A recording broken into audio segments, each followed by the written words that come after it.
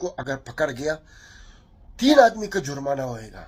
एक जो तुम काम देता है और जो काम करता है और जो वो आदमी को पैसा वीजा दिया है। मालूम कितना है? एक आदमी का 50,000 है। पहले तो इनका पूरा वीडियो आपको दिखाने वाला हूं। पूरा वीडियो में जो इन्होंने बताया है बारीकी से समझना। अगर आप यूएई के अंदर काम कर रहे हो, यूएई के किसी भी स्टेट में काम कर रहे हो, तो ध्यान से सुनना इनकी वीडियो, ताकि आपको बिलीव और विश्वास हो जाए। क्योंकि जो हम लोग बताते हैं तो आप लोगों को ये चीज़ झूठा लगता है, सोचते कि नहीं ऐसा कुछ नहीं है। तो पहले इनकी वीडियो पूरा देखें, सुने, उसके बारे में जो और दूसरा जो अपडेट है, जो रियलिटी है, वो भी आपको बताने वाला हूँ। क्योंकि दूसरा जो है इससे भी बड़ी खबर है। पहले इनकी ज़ुबानी आप खुद सुने, उसके बाद जो दूसरा बड़ा खबर है वो भी आपको बताने वाला हूं इसी वीडियो में। मेरे प्यारे भाई लोग, अभी बहुत ऐसा चलता है, लेकिन ये बड़ा गलत है। जैसा कि कोई के पास वीजा नहीं है और तुम जाते हो, तुम्हारा दुकान में रखते हो उसको, तुम जानते क्या होएगा? तुमको अगर पकड़ गया 3 आदमी का जुर्माना होएगा। एक जो तुम काम देता है और जो काम करता है और जो वो आदमी को पैसा वीजा दिया है।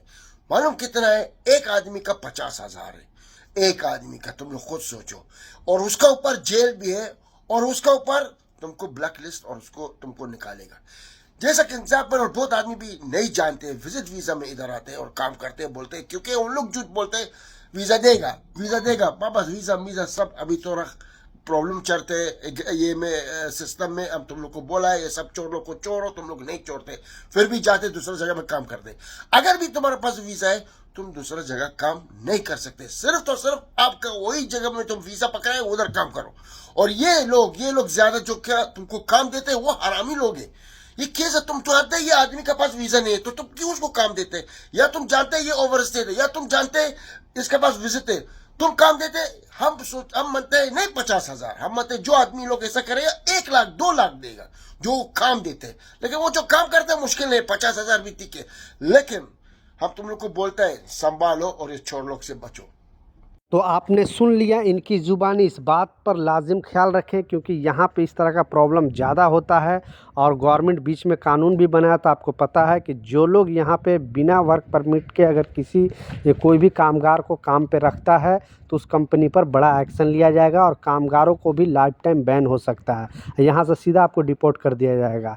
तो प्लीज़ बिना वर्क परमिट के आप काम ना करना। यानी जब तक नहीं आपके पास एमिरेट आईडी बन जाए, तब तक आप कहीं पर भी जाकर, कोई भी कितना बार भी बोले कि 2 दिन का काम है, 3 दिन का काम है, आप काम करने के लिए एग्री नहीं होना। नहीं तो फिर पकड़े जाओगे, फिर लाइफ टाइम आपको बैन हो जाएगा, फिर दोबारा दुबई में वापस नहीं आ सकते हो।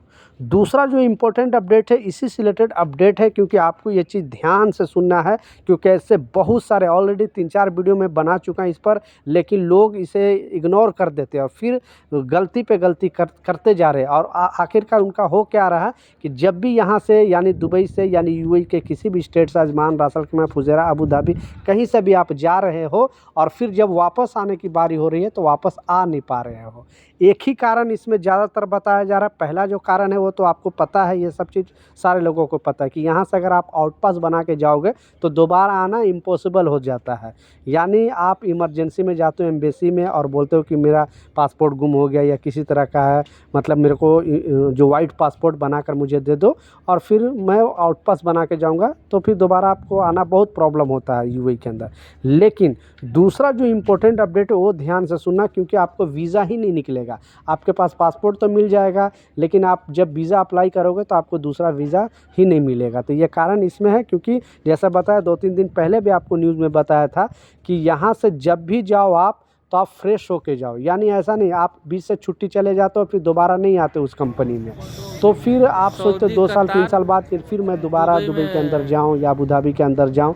तो जब फिर आप वर्क वीज़ा, आपका कोई भी कंपनी ये अप्लाई करता है, तो वो वीज़ा है, दूसरे वाले वीज़ा है, वो एक्टिव दिखाता है। पहले क्या होता था कि 6 महीना का बाद वीज़ा जो है ऑटोमेटिक कैंसिल हो जाता था, लेकिन अब नहीं है। जब तक नहीं आपका वर्क वीज़ा कोई स्पॉन्सर जो है आपका, जो आपको वीज़ा दिया है, वो कैंसिल करेगा तभी कैंसिल होगा। और नहीं कैंसिल करेगा तो सारे दिन जब तक आप रहोगे तब तक आपको जो वीज़ा है वो एक्टिव दिखाएगा। जब भी दूसरी कंपनी में आप, यानी यहाँ से 2 साल का आपका वीज़ा लगा था और 1 साल पे ही चले गए, दोबारा इस कंपनी में आप नहीं आए, फिर 1 साल वहाँ रह लिए, 1.5 साल रह लिए इंडिया में, फिर दोबारा आप चाहोगे कि हम दूसरी कंपनी में वर्क वीज़ा अप्लाई कर दें, तो सारा प्रोसीजर हो जाएगा। जैसे ही वीज़ा अप्लाई करेगा तो पहले का जो वीज़ा है आपको एक्टिव दिखाएगा, फिर ये वाला वीज़ा जो आप नया वीज़ा जो अप्लाई करेगा आप कोई भी कंपनी, वो वीज़ा आपको वो अप्रूवल ही नहीं होगा, और क्योंकि दिक्कत पहले आती बोलेगा है वो वीज़ा आप कैंसिल करना यूज पड़ेगा, होने की उसके बाद वजह से फिर जिस कंपनी से आप भाग के परेशानी आए है। हो काठमांडू वो में कंपनी आपका फ्लाइट वीज़ा ही कैंसिल कैंसिल होने नहीं की वजह से करेगा, या तो तो फिर आप कभी भी दुबई दोबारा रहे हैं। नहीं आ सकते हो। ऐसे बहुत सारे भारतीयों के साथ हो रहा है और ज़्यादातर लोगों के साथ हो रहा है, तो प्लीज़ सतर्क रहे, सावधान रहे। एक वर्कर के नाते वीडियो ज़रूर शेयर कर दे, ताकि जो भी यहाँ से जाए अपना वीज़ा कैंसिल करा के जाए, तभी बेहतर। अगर वापस नहीं आना है तो अलग बात है, लेकिन फ्यूचर कभी दोबारा आना पड़ जाए तो फिर जब तक ना आपका वीज़ा कैंसिल होगा दूसरा वीज़ा आपको नहीं मिलेगा। तो ये कुछ अपडेट था, कुछ जानकारी था, मैं सोचा आप लोगों के साथ शेयर करूं। मिलता हूं नए अपडेट के साथ, नई जानकारी के साथ। जब तक जय हिंद।